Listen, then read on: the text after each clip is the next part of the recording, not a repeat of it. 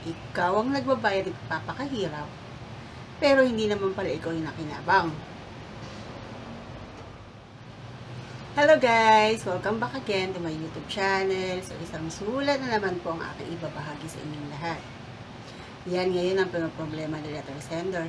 Siya nagpapakahirap na magbayad sa kanyang inutang na hindi naman pala para sa kanya. So, sino kaya itong taong ito na kanyang pinagkatiwalaan at ginamit niya yung kanyang pangalan para siya ay umutang, pero hindi naman pala siya yung gumamit? Bakit kaya hindi niya ito matanggihan? So, malalaman natin lahat yan sa kanyang sulat na pinadala na aking babasahin. Pasok!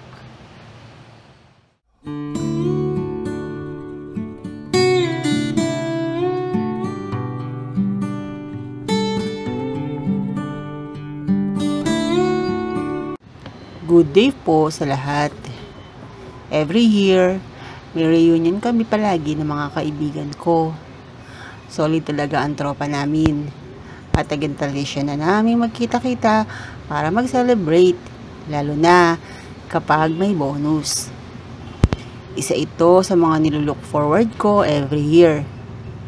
Pero sa mga nakalipas na reunion, nakakaramdam ako ng lungkot at pressure. Dahil ako na lang pala ang hindi pa ikinakasal. Alam kong concern lang naman sila sa akin, pero pakiramdam ko naaawa na sila sa akin. Dahil daw baka tumanda akong binata at ang choosy ko daw dahil sa dami na kasi nilang pinakilala sa akin at nireto, wala man lang daw akong napili. Ayaw ko namang i-share ang mga personal problems ko dahil ang tingin nila sa akin ay taong walang problema. Pero sa totoo lang, sinubukan ko naman. Pero hindi ako makaporma dahil bukod sa may pagkatorpe ako, mas pinagtutuunan ko ng pansin ngayon ang problema ko dahil nadawit ako sa utang ng aking kapatid na ako ang nagbabayad. Pero ni Cinco, wala akong napakinabangan. Pero direktang nababawas ito sa sahod ko dahil ako nga ang nag-loan para sa kanya. Gusto ko mang awayin ang kapatid ko, pero wala naman siyang kakayahang magbayad, lalo na may mga anak siyang kailangang pag-aralin.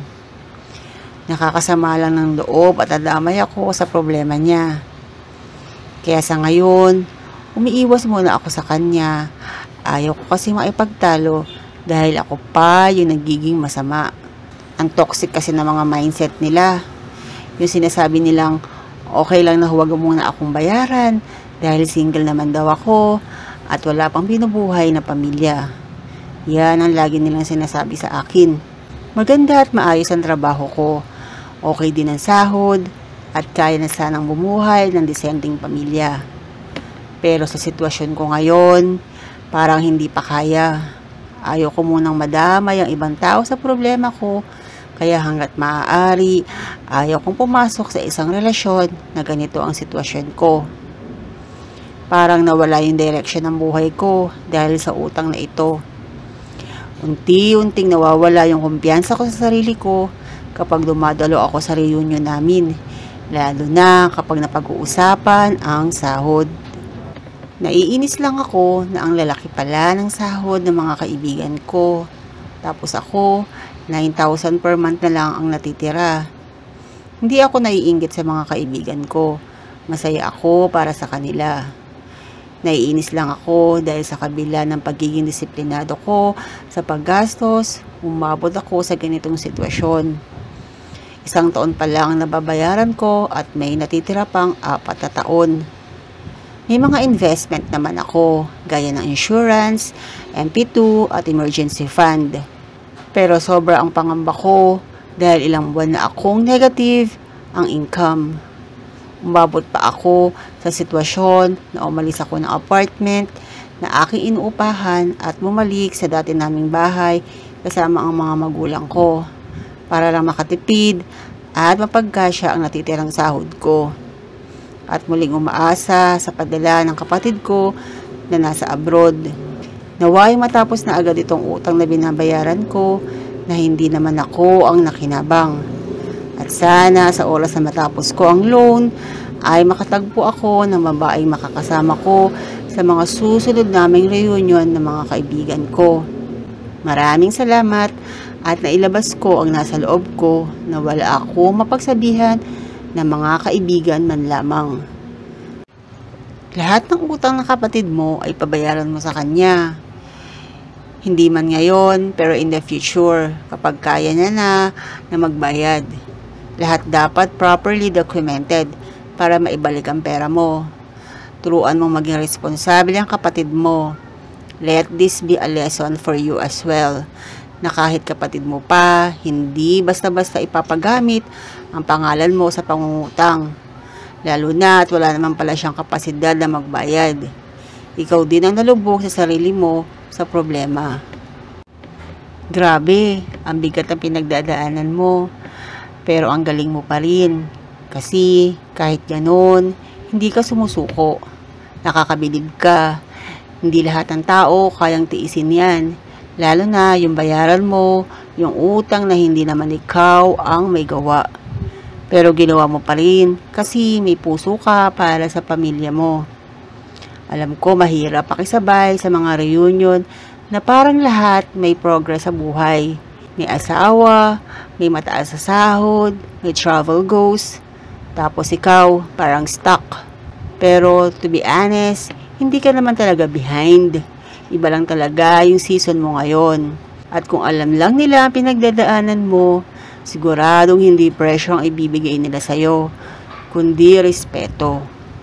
Hindi mo deserve ma-feel na naaawa sila sa'yo. Kung alam lang nila na ikaw yung may pinakamatinding pinaglalaban for your family, for your future. Hindi mo kailangan madaliin ang love life or anything. Ang importante, ginagawa mo kung ano ang kaya mo ngayon. And that already says a lot about your character. One day, nakakabangon ka rin sa lahat ng problema mo. Babalik din yung confidence mo.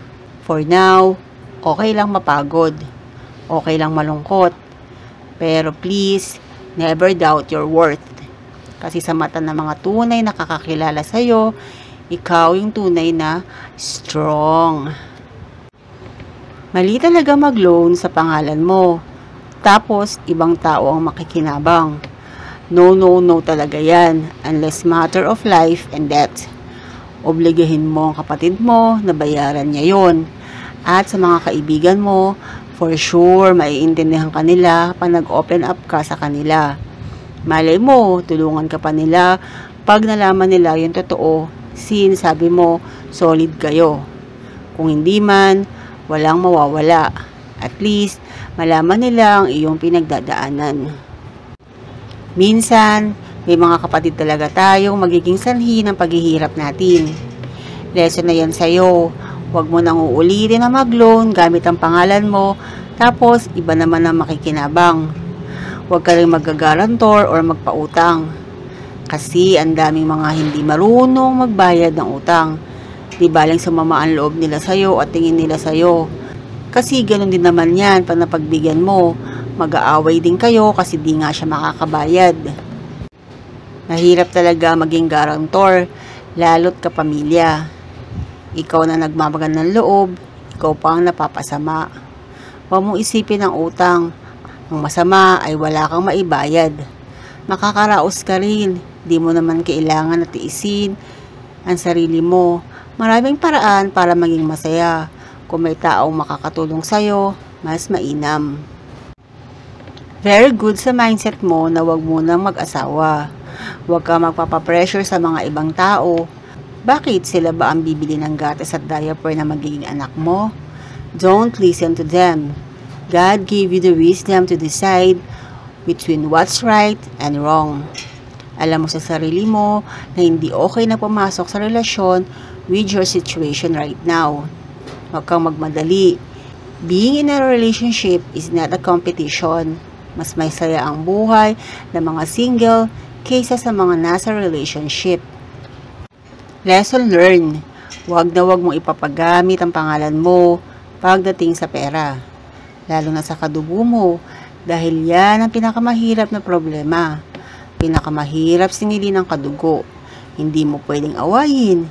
Nakakahiyang maningil sa kanila.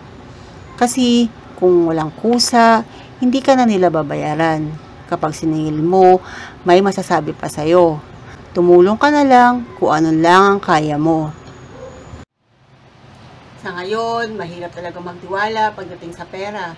Tulad itong kwento ni letter sender, kapatid niya na yung nanghiram ng pera, pero later on, hindi naman siya nabayaran, kaya si letter sender ang nagpapakahirap. Kaya bago tayo magpautang, ay isipin muna natin kung may kapasidad ba na magbayad yung taong hihiram sa atin ng pera. Lalo na kahit na kamag-anak mo, syempre maaawa ka at pagbibigyan mo. Pero hindi mo nga alam kung talagang makakabayad siya at may kapasidad ba. Sa ngayon, kapag pera na ang pinag-usapan, kahit kamag-anak mo minsan ay nagkakasira kayo. Kaya dapat isipin muna natin kung tayo ay magpapahiram ng pera, ay alamin nating mabuti kung may kapasidad ba talaga itong tao ito na magbayad sa'yo ng kanyang uutangin. Dahil kung hindi naman niya kaya magbayad, kahit kakamag-anak mo pa ay dapat kang tumanggi.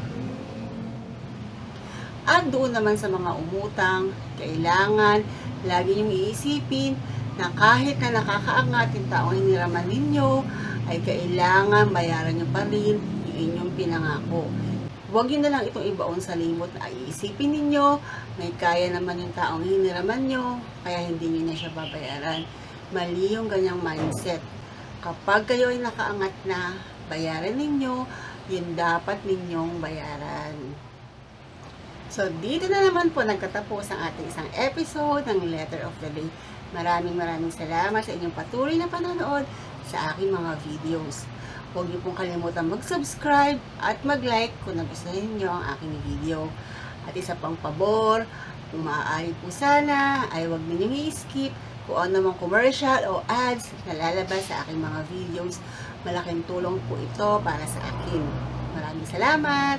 God bless! Bye!